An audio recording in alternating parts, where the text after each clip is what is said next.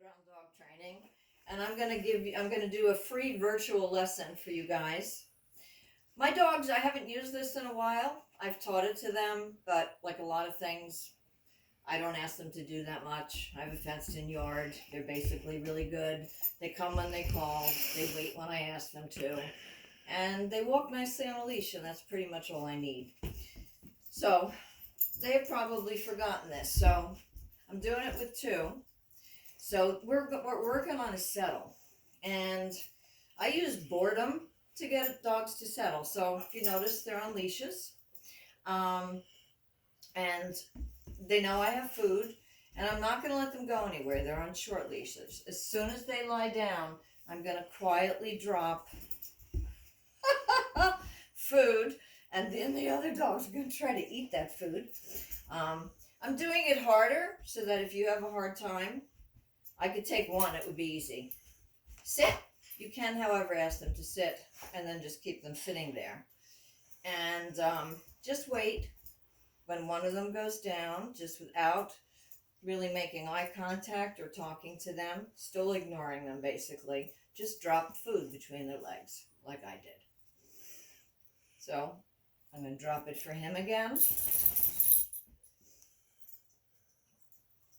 You basically want to keep dropping it. I'm not saying anything yet. We're going to assume they never did this in their lives. Now I dropped it for her, and I'm just going to block him with my foot because he's a stinker. He's my puppy.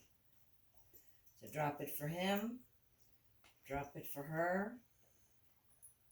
Drop it for him. And this is essentially how you teach a settle. You start out with what we call a high rate of reinforcement, or a CRR, continuous rate of reinforcement. So that means lots of treats without much duration between them. But as you go along, I'm going to start to now maybe do a little pause there. Then they get a treat. So now I'm going to stick to that same little pause because I changed the criteria. I want to stick with the criteria that I changed to.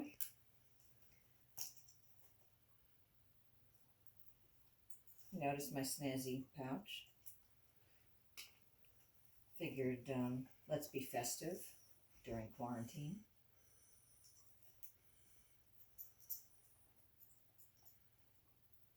So the way you would practice this at home is, if you're doing this now with your dogs, if you went and got your treat pouch and your treats and you put leashes on your dogs, if they miss it, you can point to it.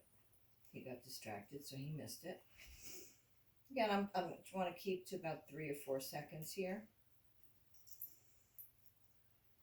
I wouldn't go backwards to the high rate of reinforcement unless they popped up and just lost it. And then if they went back down, I would go back to a high rate of reinforcement to establish the behavior again.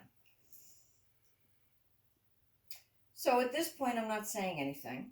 I'm not calling it what I call it, which is settle. And a settle for me is not a stay. It's really stay settled, relax for an indefinite amount of time. I don't tell them to stay. They learn from the constant reinforcement in the beginning that they should stay there. As you can see, they're not going to get up because they know what's going on. But if I practice this every day, and it's good to maybe practice it when your dogs have had a good run around or you've played with him and you got rid of some energies, maybe a little tired. You want to have a routine. The way I would establish a routine and the way I taught this to them when they were much younger was I did it while I was watching television. So I would turn on the TV, have my treat pouch, put the leashes on them, and sit down. And when they were younger, all hell would break loose because it was like, oh, she's got treats. We want to jump onto the couch and be crazy. And I would just ignore all of that and tell them to get off or throw a treat on the floor. And when they got off, say off, and then they get it. So now he just broke, and that's fine because this will show. That's good because it'll show you how you handle it. You do nothing. It's his business if he wants to get up and have the treats stop coming to him. Okay. So, getting back to what I was saying. So I established it by doing it routinely. Pretty much same time of day when I turn on the TV, which is usually not until about 8 o'clock at night. I usually don't put on the TV before then. And having my treats and the leashes on them. And once they settle down from the excitement of, oh my God, we're doing something, we're being trained, we love it so much, because that's who my dogs are, because they're clicker trained dogs. They love working. As the days passed, as soon as I put the leashes on, boom, they went right down. And that is when I would say, settle and drop that food. Settle and drop that food. Only when I can see the dogs have gotten it, they understand me with a treat pouch, leashes on, television on, and at this point we're using context. Context meaning the television being on, me sitting on the same couch, me using the same treat pouches, me using the same leashes. We're doing it in a certain context, and they're going to learn it in that context first. And they actually won't know it very well in other contexts if you move it around to another place. They maybe draw a blank, like, well, what am I supposed to do over here? There's no TV.